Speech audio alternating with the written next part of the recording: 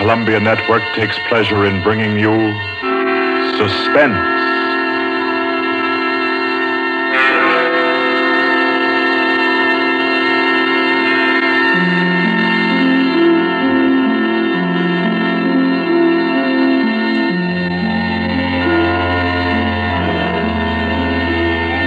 Suspense, Columbia's play theater of outstanding thrillers, produced and directed by William Spear and scored by Bernard Herrmann. The notable melodramas from fiction and stage and screen, from the world's great literature of entertaining excitement, presented each week to bring you to the edge of your chair, to keep you in suspense.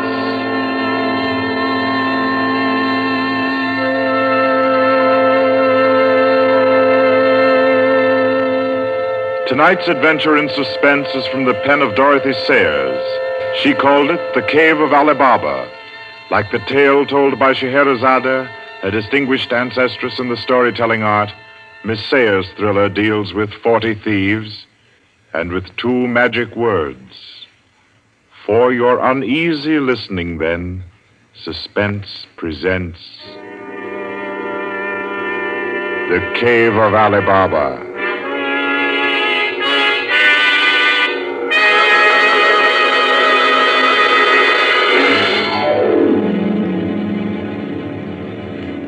On a Saturday afternoon in January, in a grim and narrow house in Lambeth, a man sat eating kippers and reading the daily paper.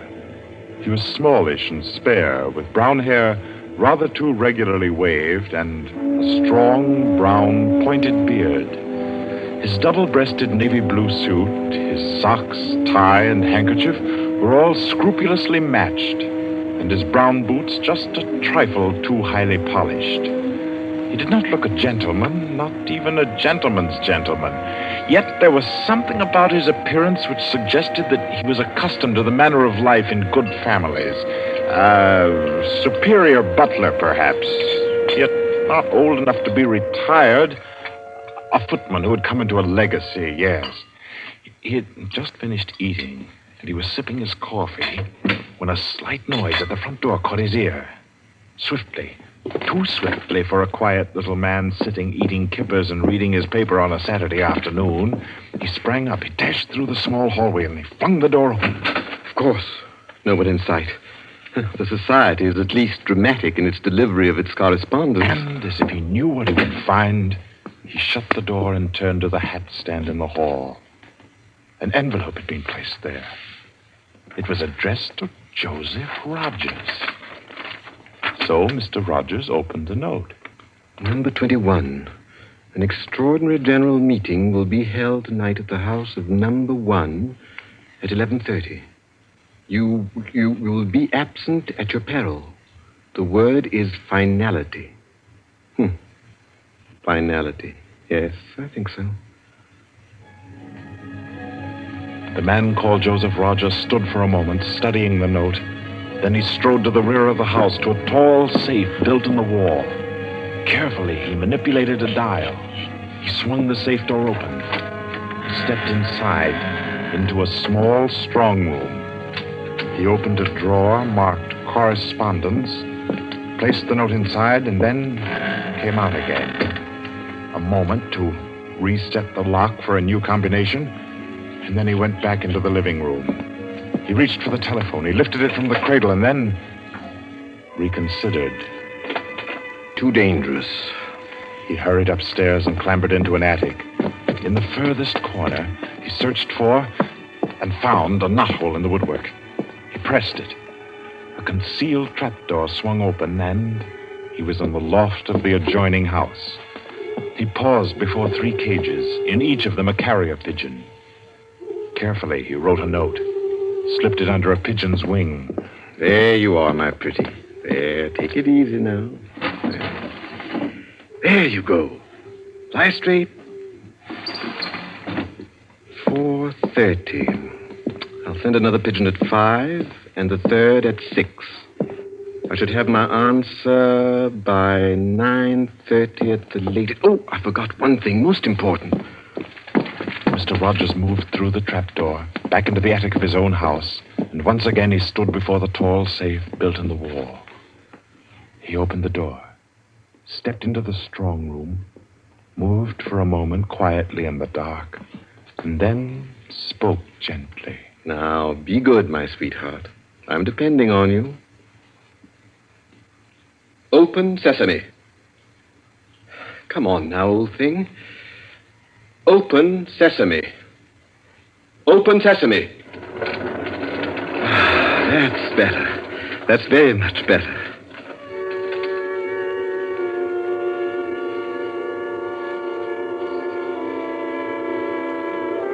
By 9:30, his answer was back. All the little piece of paper said was a hasty okay. At a quarter before 11, he took his revolver from a locked drawer, inspected it carefully. Yes, loaded it with cartridges from an unbroken packet, and left the house. He walked quickly, keeping well away from the wall. And when he climbed on a bus, he sat next to the conductor, where he could watch all who got on and off. By 25 minutes after 11, he was out on lonely Hampstead Heath, pausing in the shadow of a large tree to adjust a black velvet mask, on which, in white thread, was stitched the number 21. Then he stepped briskly to the door of the villa that lay before him and...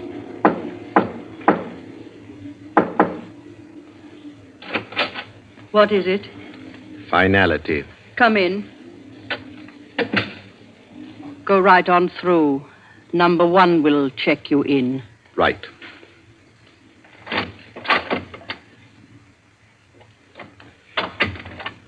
"21, sir." Lift your mask. Very well, 21. You may go on to the meeting room. Thank you, sir.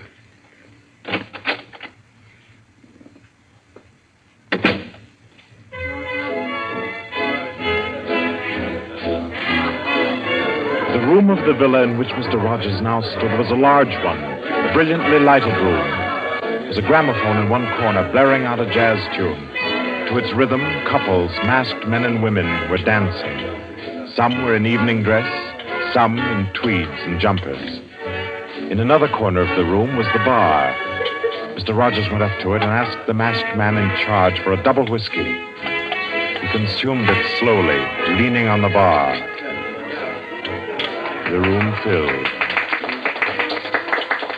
Presently, someone moved across to the gramophone and stopped it. Mr. Rogers looked around. Number 1, the massive gentleman in evening dress who had checked him in, appeared on the threshold. A tall woman in black stood beside him. Her mask, embroidered with a white number 2, covered her hair and her face completely. Only her fine bearing, her white arms, and her dark eyes, shining through the eye slits, proclaimed her as a woman of power, of physical attraction.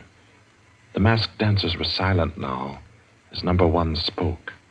Ladies and gentlemen, we are short 2 members tonight. I need not inform you of the disastrous failure of our plan for obtaining the plans of the Court Windlesham Heliscoper.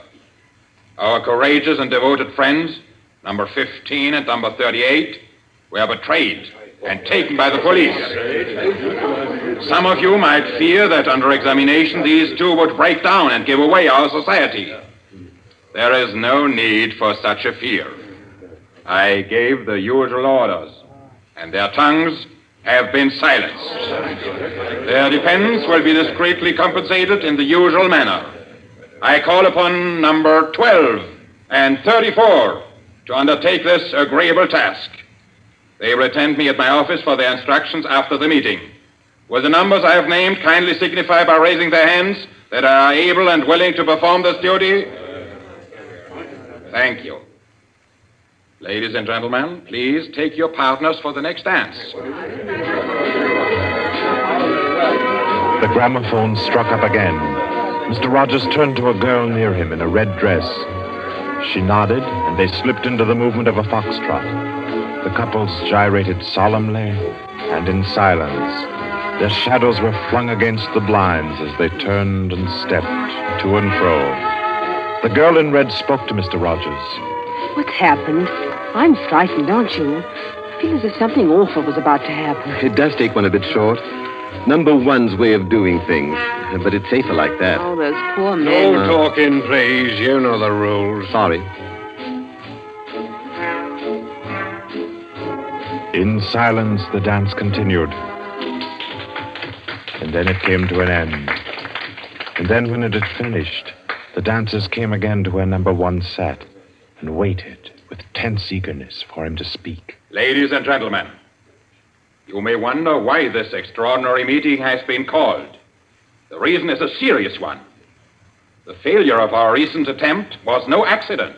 The police were not on the premises that night by accident. We have a traitor amongst us. This last failure was not the first.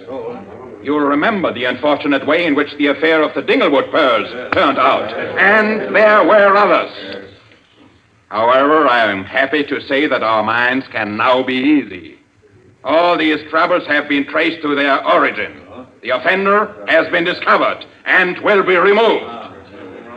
The misguided member who introduced the traitor to our ranks will be placed in a position where his lack of caution will have no further ill effects.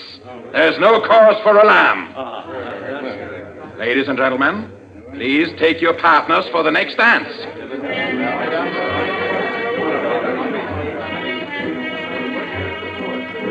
Again, the gramophone took up its bizarre monotony, and the masked dancers glided and turned, and their movements were sharper, more staccato.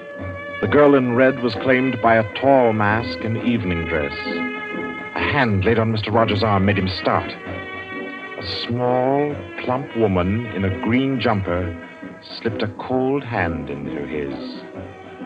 The dance went on.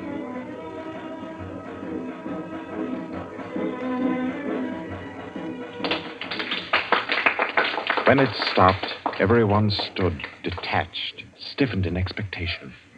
The endless interval was over. Number one raised his voice. Ladies and gentlemen, you will no doubt wish to be relieved of the questions on your mind. I will name the persons involved.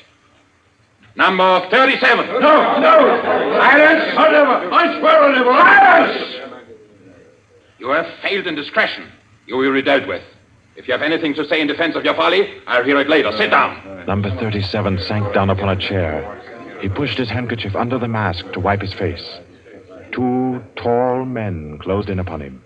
The rest fell back. Ladies and gentlemen, I will now name the traitor. Stand forward. Number 21. Take off your mask. Number 37. This man was introduced to our society by you under the name of Joseph Rogers, formerly second footman in the service of the Duke of Denver, dismissed for petty thievery. Did you take steps to verify the statement? I did as God's my witness. It was all straight. I had him identified by two of the servants. I asked all over about him. The story was true. I'll swear it was. Number 21. Your name has been given as Joseph Rogers. Is that your real name? Answer me. Is that your real name? No. What is your name? Peter Death Braddon Whimsy. Silence! My compliments, your lordship. We thought Lord Whimsy was dead. He was killed, so the paper said 2 winters ago, while shooting big game in Africa. He even left a will, proved of £500,000. To his mother, I believe, the Dowager Duchess of Denver. Lord Peter Whimsy, indeed. Well-known book collector, man about town, distinguished criminologist. Took an active part in the solution of several famous mysteries. Taking an active part, if you don't mind. So you deliberately led us to think you were dead and became Joseph Rogers to gain entrance to our society. What has become of the real Joseph Rogers? He died abroad. I took his place. And the end of your impersonation to uncover our society. Precisely. I see. The robbery of your own fete, upon which we congratulated ourselves, and which you helped to execute, was arranged. Obviously. The robbery of the Duchess, your mother, was arranged by you. It was. It was a very ugly tiara. No real loss to anybody with decent taste. The burglary of the Winthrop mansion, the theft of the necklace at Covent Garden, the others as well. You arranged them all. All. May I smoke, by the way? You may not. Numbers 15, 22, 39. You have watched the prisoner. Has he made any attempt to communicate with anybody? None. His letters and parcels have been opened. His telephone tapped and his movements followed. Even the water pipes in his house have been under observation for Morse code signals. You're certain? Absolutely. Then we may be sure that he has been alone in this adventure. Well, ladies and gentlemen, please take your... Very well. Take the prisoner away. And be sure you explain carefully to him first the manner of his death. I'm sure he'll enjoy it. Wait, at least you can let me die decently. Take him away. Stop, I have something to say, something to sell. We make no bargains with traitors. No, but listen. Do you think I haven't thought of this? I'm not a fool. I've left a letter. To whom? To the police. If I don't return tomorrow, it'll be opened. It's a bluff. The prisoner sent no letter. He's been strictly watched for months. I left the letter before I came to Lambeth. Then it can't contain no information of any value. Oh, but it does. The combination of my safe. Indeed? Has this man's safe been searched? Yes. What did it contain? No information of importance, sir.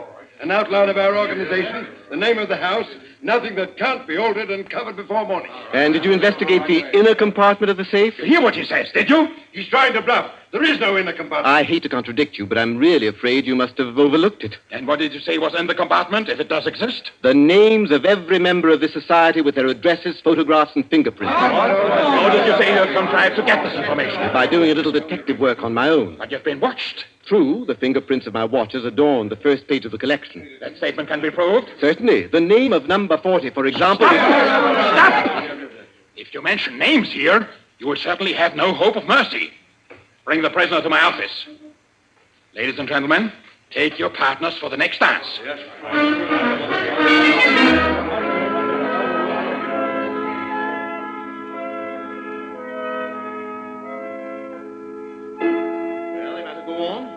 Prove that I know your gang from number 1 through number 25. Do you want me to prove that I know the others as well? My lord, your story fills me with regret that you are not, in fact, a member of our society. Wit, courage, and industry are valuable in an association like ours. I fear I cannot persuade you. No, I suppose not.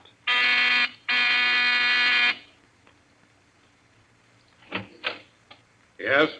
Ask the members kindly to proceed to the supper room.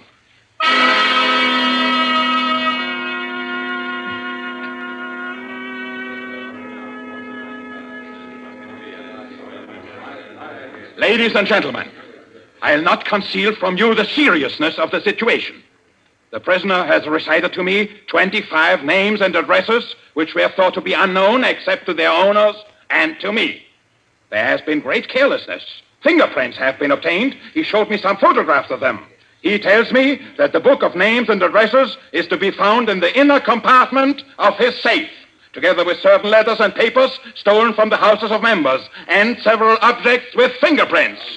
I believe he tells the truth.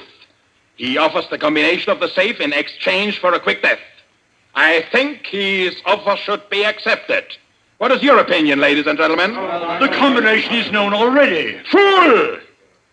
This man is Lord Peter Wimsey, a scientist of crime. Do you think he will have forgotten to change the combination? Oh, I say give him the promise. Time's getting short. You agreed? It's a bargain, Wimsey. What is the combination? The word of the combination is unreliability. And the inner door, the inner compartment. In anticipation of the visit of the police, the inner door is open. Good. Number 12 and 36. You will go to the prisoner's house and... Why should any more members... That's right. I agree.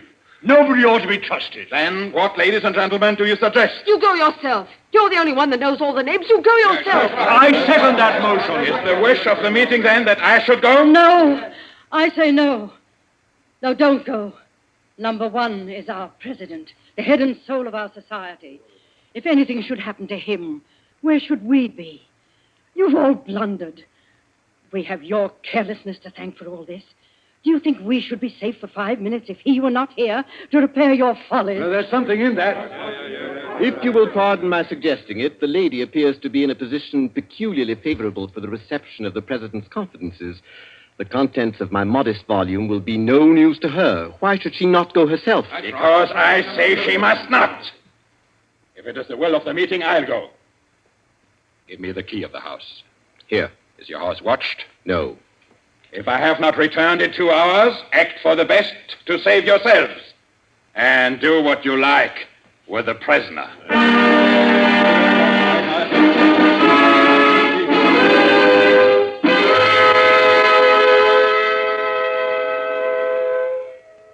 president has been gone 2 hours. Traitor! What's happened to him? How should I know? Perhaps he's looked after himself and gone while the going was good. Liar! Oh. He'd never do that. What have you done with him? Speak, or I'll make you speak. I can only form a guess, madam. I'm afraid that your president may quite inadvertently have left the door of the inner compartment closed behind him, in which case... Yes? Well, let me explain the mechanism of my safe. The inner compartment has 2 doors. The outermost opens outward with an ordinary key. Oh, do you think that the president is so stupid as to be caught in an obvious trap? Undoubtedly, he will have wedged open that inner door. Undoubtedly, madam. But the sole purpose of that inner door is to appear to be the only one. Hidden behind the hinge of that door is another, a sliding panel, also left open. Inside the compartment is the big, heavy ledger containing all the information about this society. This ledger lies on a steel shelf. Do I make myself clear? Oh, yes, go on. The steel shelf is balanced on a concealed spring. When the weight of the book, the ledger, is lifted, the shelf rises almost imperceptibly, and in rising it makes an electrical contact. Now, let me draw a picture. Your president steps into the inner compartment, sees the book, takes it up anxiously to examine to see if it's the right one. The shelf rises, the electrical contact is made, and the steel panel behind him slides into place. He's trapped. You devil! What is the word that opens the inner door? Quick, the word. Do you remember the story of Ali Baba and the 40 Thieves? Uh-huh. Well, when I had this safe constructed, my mind went back, well, call me sentimental if you will, to my childhood. The words that open the door are open sesame. Oh. How long can a man live in this devil's trap of yours? Oh, I should think he might hold out for a few hours if he didn't use up all the oxygen by hammering and yelling. I imagine if we go there at once, we'll be able to get him out all right. I'll go myself. I think you'd better take me with you. Why? Well, I'm the only person who can open the door. But you've given me the word. Yes, you have the word. But this door of mine, I'm rather proud of it. You know, it's my own invention. It's the latest thing. It will open to the words open sesame, all right. But to my voice only. Your voice? I'll choke your voice from my hands. What do you mean, your voice only? Don't clutch my throat like that. You'll wreck my voice, and then the door might not recognize it. Ah, there, that's better. The door got stuck for a week once, and when I had a cold. Is what he says true? Is it possible? Perfectly possible, madam. It'll have a microphone arrangement. Could be done also with light vibrations. We must let him go. Take the ropes off him. Let him go, nothing. He doesn't go to blab to the police. The president's done in, that's all. And we'd all better make traps while we can. It's all up, boys. Right. Chuck this fella down the cellar and fasten him in. I'll go and destroy the ledgers. 32, you know where the switch is. Give us a quarter of an hour to clear, then you can blow the place to glory. No, you can't leave one to die. He's your president, your leader. I won't let it happen. I won't. I'll free this man myself. Here, none of that now. Let me go. Let go of me. Think, Blaster, think. It'll be light in an hour or two. The police may be here at any moment. Police? Oh, yes. Yes, you're right. No, we mustn't imperil the safety of all for just one man. He himself would not wish it. Throw this man in the cellar and let's get out of here while there's time.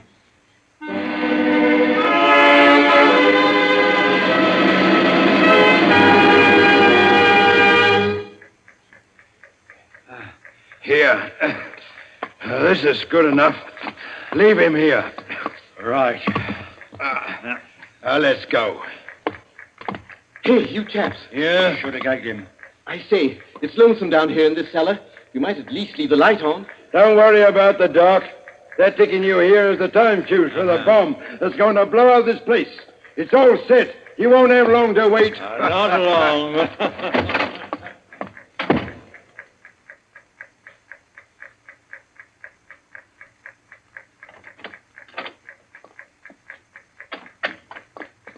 Who is it? Who's there?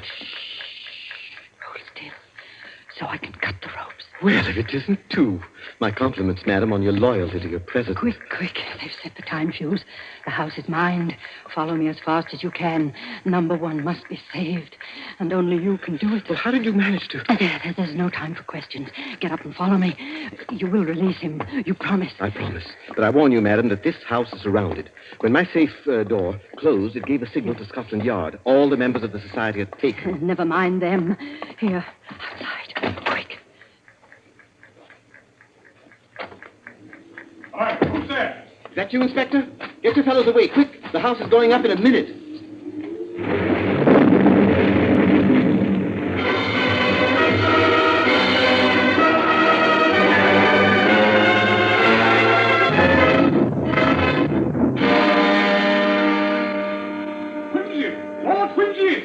It's Inspector Parker, old man. Are you all right? Yeah, I'm a bit winded. What's happened, Inspector? Oh, about half a dozen of them got blown up. The rest we bagged. Hurry, we must hurry. Who's this? One of the gang. She's called number 2. We must save him, we must. Golly, I clean forgot the gentleman in the safe. Parker, where's your car? It's down the lane. Send one of your men down to get it. Right. Johnson, bring that car here. Yes, sir. I've got the number 1 of the whole company quietly asphyxiating at home. I promised we'd get back and save him. He's the bloke that we've been wanting. The man at the back of the Morrison case and the Hope Wilmington case and hundreds of others.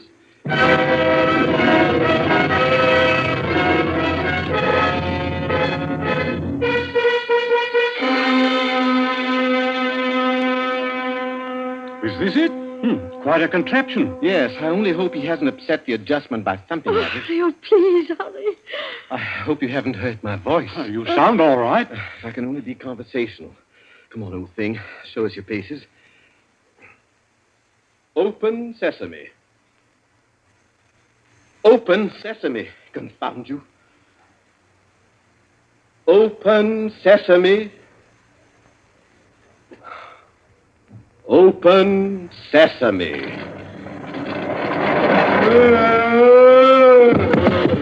He's dead. Let me see. No, he's not. He lived to stand his trial.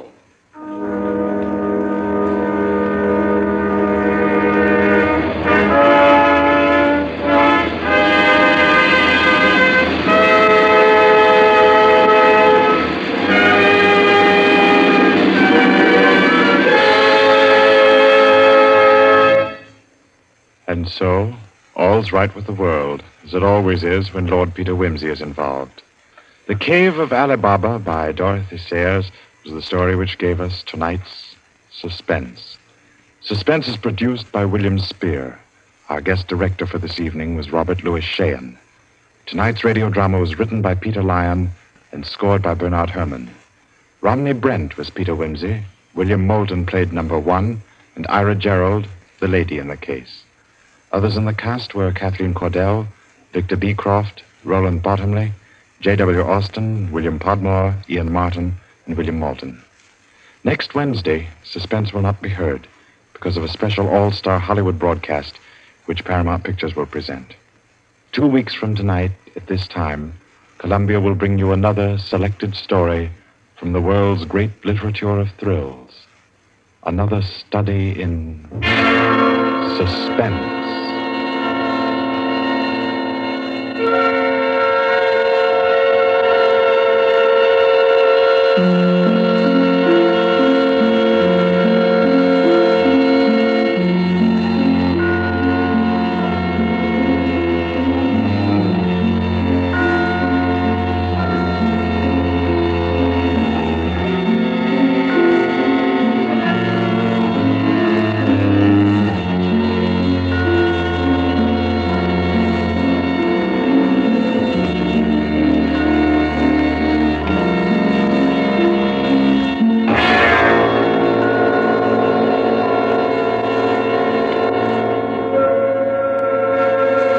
This is Barry Kroger, and This is the Columbia Broadcasting System.